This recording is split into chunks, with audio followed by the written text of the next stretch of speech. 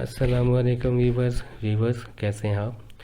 Viewers आज की video में मैं आपको अंडर सेक्शन 155 पेमेंट्स पे विद होल्डिंग टैक्स डिडक्शंस और टैक्स ग्रॉस अप करना सिखाऊंगा।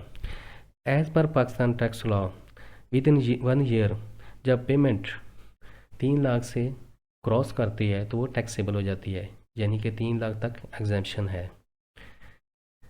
वीवर्स अगर कोई कंपनी रेंट पेमेंट पे टैक्स डिडक्ट नहीं करती और टाइमली डिपॉजिट नहीं करवाती तो उनको फ़ाइन होता है। अगर कोई आपको लैंडलॉर्ड कहता है कि मुझे 3 लाख रेंट चाहिए, नेट रेंट चाहिए और टैक्स आप बियर करें, तो इस सूरत में हमें रेंट ग्रॉस अप करना पड़ता है, क्योंकि tax amount as a rent expenses treat करना होती है, तो उस पर भी टैक्स पड़ता है। वीवर्स आज की वीडियो में मैं आपको मंथली और ईयरली टैक्स कैलकुलेट करना सिखाऊंगा और ग्रॉस अप करना सिखाऊंगा, और इसका एवरेज रेट कैसे कैलकुलेट करते हैं वो भी सिखाऊंगा। चूँकि सेक्शन 155 को स्लैब रेट लगता है तो इसका ग्रॉस अप करना मुश्किल लगता है। व्यूअर्स अगर आज की वीडियो आप गौर से देखेंगे तो आपकी ये मुश्किल आसान हो जाएगी। जी व्यूअर्स, आपके सामने एक्सेल की शीट ओपन है। इसमें लैंडलॉर्ड है ABC। इसको मंथली रेंटल पेमेंट हो रही है 350 लाख। मई में रेंट रिवाइज होता है तो ये 4 लाख हो जाती है। ईयर में टोटल पेमेंट 43 लाख है। यहाँ पे अगर लैंडलॉर्ड कहता है कि मुझे नेट अमाउंट 43 लाख चाहिए, टैक्स आप बियर करें, तो इस सूरत में हमें रेंट ग्रॉस अप करना पड़ेगा। यहाँ पे एक और चीज़ ऐड करता चलूँ। As per income tax ordinance part 3 section 15A landlord को मेंटेनेंस की मद में एग्जेम्पशन अलाउड होती है, यानी 1/15 of total rental amount taxable amount से माइनस होगा और उसके बाद टैक्स कैलकुलेशन होगी। इस सूरत में लैंडलॉर्ड को रिटर्न में कंपनी को रिक्वेस्ट करना पड़ेगी, इसलिए ये इम्पैक्ट यहाँ पे नहीं ले रहा। एक और चीज़, अगर लैंडलॉर्ड नॉन फाइलर है तो इनको डबल टैक्स पड़ेगा। व्यूअर्स ये जो कैलकुलेशन आपको सिखा रहा हूँ ये इंडिविजुअल पे है और AOP पे। अगर किसी कंपनी को पेमेंट होती है तो इस पर टैक्स रेट स्टेट 15% है। व्यूअर्स आइए कैलकुलेशन स्टार्ट करते हैं। ईयरली रेंटल अमाउंट है 43 लाख। इसको कैलकुलेटर में डालते हैं। आपके सामने कैलकुलेटर ओपन किया।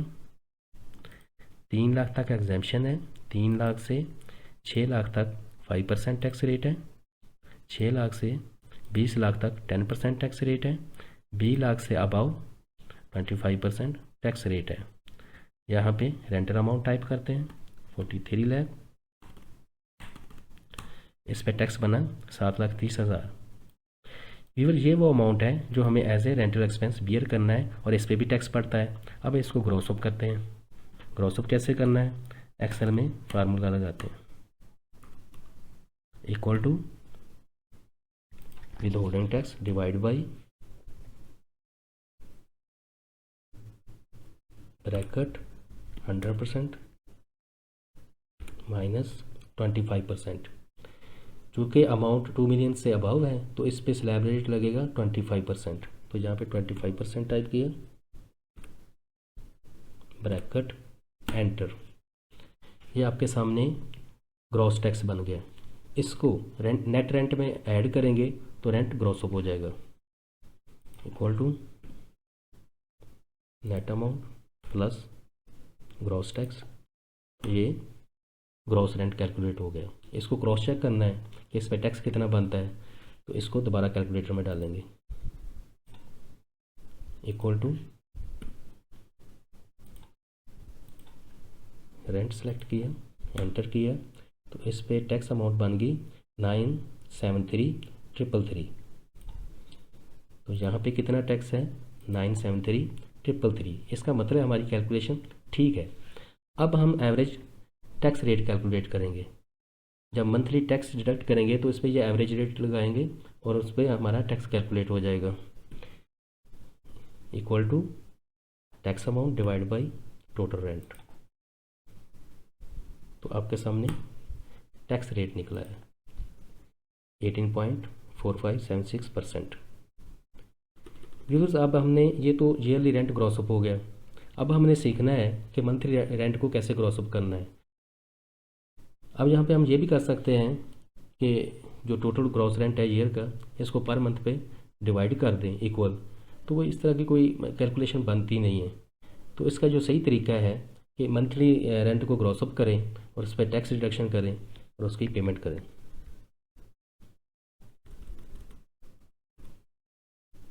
तो ग्रॉस अप रेट कैसे कैलकुलेट करना है ये आपको सिखाता हूँ। Equal two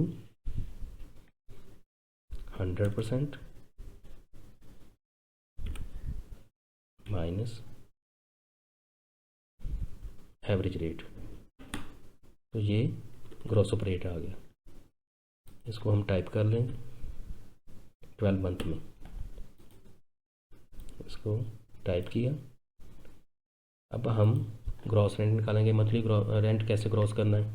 equal to net rent divide by gross up rate. तो आपके सामने मंथली रेंट ग्रॉस अप हो गया। इसको ड्राइव करेंगे तो 12 मंथ कैलकुलेट हो जाएंगे। ठीक है व्यूअर्स। अब हमारे सामने जो एवरेज टैक्स रेट है वो 18.4576% है। ये ग्रॉस रेंट पे लगाएंगे, मल्टीप्लाई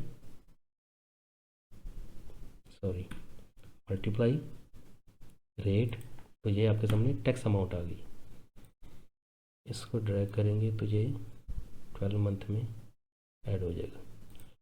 ये आपके सामने मंथली टैक्स कैलकुलेट हो गया और टोटल टैक्स कितना बनता है 973,333। तो इसका मतलब हमारी ये कैलकुलेशन ठीक है, क्योंकि यहाँ पे जो ग्रॉस टैक्स है 973,333 है। अब हमने देखना है कि नेट अमाउंट कैसे कैलकुलेट करनी है, और ये जो नेट अमाउंट है हमारी 43 लाख होनी चाहिए। Equal to gross rent minus withholding tax. Enter किया। ये आपके सामने जो नेट अमाउंट आ रही है 350 है। तो इसका मतलब हमारी कैलकुलेशन ठीक है।